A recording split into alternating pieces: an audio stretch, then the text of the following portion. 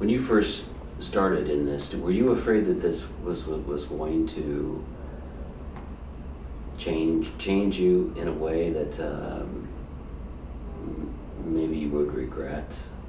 I've had friends go into, young guys going to firefighting and police work, and I knew that they were going to be exposed to things, and they had such a sweet nature that you knew that it was going to just maybe sour on my life a little bit. Yes, exactly. I had no expectations whatsoever because I had never experienced anything like what I've experienced as a police chaplain. And when you see stuff that Hollywood can't even dream up, when you deal with people who are sitting in front of you with a gun to their head wanting to take their own life, and your job is to stop them from doing it, when you're looking at the wrong end of a gun, somebody who wants to commit suicide by cop, there's no way to prepare for any of that. And I don't think it makes you, it jades you or anything. I think it just shows you that there's a lot of hurt out in the world, a lot of hurt that needs to be dealt with. And there are a lot of people who are perfectly happy people most of the time, and then one incident happens in their life or a series of things, and it just pushes them into a whole different place. And we've got to be prepared in our communities to deal with that, to be able to get a chaplain there or get a mental health worker there or somebody to help those people, to keep them from doing something that they can't take back. We should talk briefly about the importance of training, because having interviewed probably, over 100 chaplains over the years, at some point I kind of got the feeling, I can do this. This is I think I get what this is all about. And then I was confronted with someone who really needed help, and all I could think of was, get me out of this. This is serious.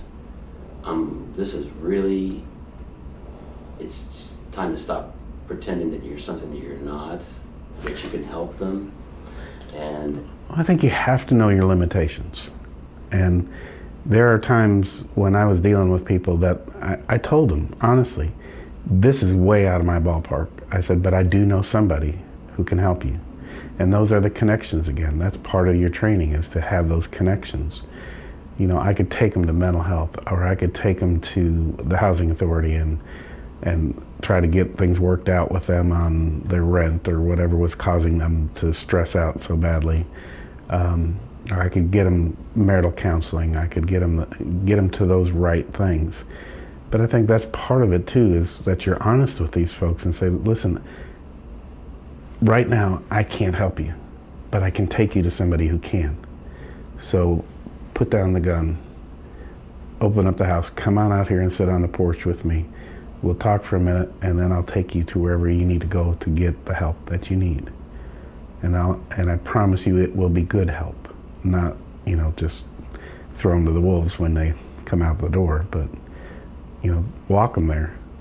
Walk them in the door, introduce them to the psychiatrist or the psychologist or whoever, the social worker, and make them know that you care enough about them that you would take them by the hand to the door, and the thing that has impressed me about chaplains over the years is that they just, after a while, they've done so many things that would be the first thing that, if I want to impress somebody, oh yeah, I talked somebody off of a water tower once, and that would be my story I would tell everybody. And I was talking to a chaplain, and we were talking about it, and he goes, oh yeah, I talked somebody off of a water tower one time. I mean, he couldn't even remember. There had been so many things like that. That's true. That he could not. I went, you gotta be kidding me. I've known you for years, and you've never told me that you talked a guy off of a water tower before? He goes, oh, Phil, there's so many different things I haven't told you. Talk about that. It's just... I guess it's just so much a part of what you do. I can remember getting called out one time, and I got to the house, and this guy has got a rifle, and he's trying to commit suicide by cop. And I walked around the corner, and he pointed the gun at me, and we started talking. And it was his wife left him, she took the kids, and he was distraught, and he didn't see any other way of making this work. Of course, that was the day I forgot to wear my body armor when I got called out and got in a little trouble for that.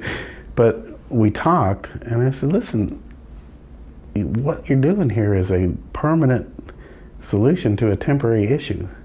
So let's just talk. And you know, and he had a .22 rifle, but when you're looking at the barrel, I mean, it's about this big around, you know. And we talked, and he finally handed me the gun, and we sat down on the back porch and talked it out, and everybody went home, and the chief and the lieutenant were were right there, and they said, "Are you okay?" And I said, "Well, he's fine, I think," and took him up to the counseling clinic, and it's just part of it, you know. To go to a place where you just sort of say, "This is one of those situations where how did you?" God's will? I mean, well, I mean, some of that's true, but I think it's God's intervention all the time. But you know, this guy, he just needed somebody to talk to, and it wouldn't have escalated to that, I don't think. Let me ask you this: were you nervous at first? But once we got talking, I knew he wasn't going to shoot me. Okay. Because he was just sad, and he was just missing his kids, and he didn't know what to do. And I got it. I understood what he was talking about. And we just talked about those things and how we could fix that and make it better. Sure, I mean, anytime the gun's pointed at me, I'm a little nervous. But that was just, he's just a sad person who needed somebody to care about him. And 9 times out of 10, that's what it is. They're just sad about something, and they just need somebody to listen to whatever it is that's going on in their life. So.